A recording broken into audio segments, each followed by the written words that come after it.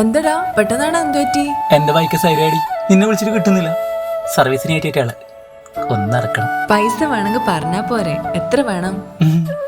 2000 അയച്ചിട്ടുണ്ട്, നോക്ക്. നിന്റെ അടുത്ത് ഉണ്ടേനാ? ഇപ്പൊ തന്നെ കൊറേ പറ്റായി. നീ പോയേ, എനിക്കിപ്പോ മോശമില്ലാത്ത സാലറി ഉണ്ട്. നീ പെട്ടെന്ന് തന്നെ ഒരു ജോലിയാക്കാൻ നോക്ക്. റിച്ച് പെണ്ണെ കെട്ടാൻ നടക്കുന്ന ആളെ കണ്ടാലും മതി. നീ നോക്കോ, ഞാൻ നല്ല ജോലിയാക്കിട്ടേ റിച്ച് പെണ്ണെ തന്നെ കിട്ടും. എടാ, ഈ ജോലി വെച്ചിട്ട് എനിക്ക് മുന്നോട്ട് പോകാൻ പറ്റില്ല, മടുത്ത്. എടാ, ഞാൻ നിനക്കൊരു ഇന്റർവ്യൂ സെറ്റ് ആക്കിയിട്ടുണ്ട് മുംബൈയില്. ഇന്ന് തന്നെ പോണം, നല്ല കമ്പനിയാ. പോകേണ്ട ചെലവിന്റെ പൈസ ഞാൻ അയച്ചുതരാം. എടാ, നീ എന്തിനാണ് വേറെ റിച്ച് പെണ്ണ നോക്കാൻ പോകുന്നത്? ഇവളേക്കാൾ നല്ലൊരു പെണ്ണ നിനക്ക് കിട്ടുമോ? എടാ, അവളെന്റെ ഫ്രണ്ടാണ്.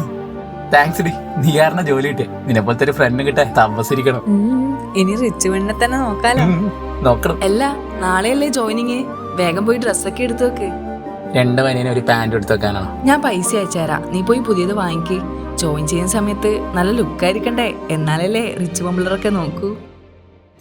ഫസ്റ്റ് സാലറി എടുക്കാൻ എന്റെ കടം മുഴുവൻ ഞാൻ തീർക്കും. അതൊക്കെ അപ്പോഴല്ലേ, നീ ചെല്ല്. ഓക്കെ ഡി, വരട്ടെ.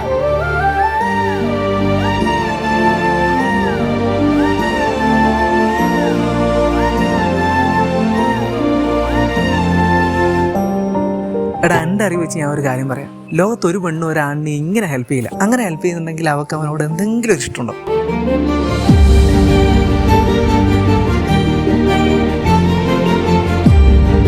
എടി, ഞാനൊരു റിച്ച് പെൺകുട്ടിനെ കണ്ടെത്തിയിരുന്നു. മനസ്സുകൊണ്ട് റിച്ചായ ഒരു പെൺകുട്ടി. സ്വന്തം ഫ്രണ്ടിനെ എപ്പോഴും സപ്പോർട്ട് ചെയ്ത് കൂടെ നിൽക്കും അവൾ.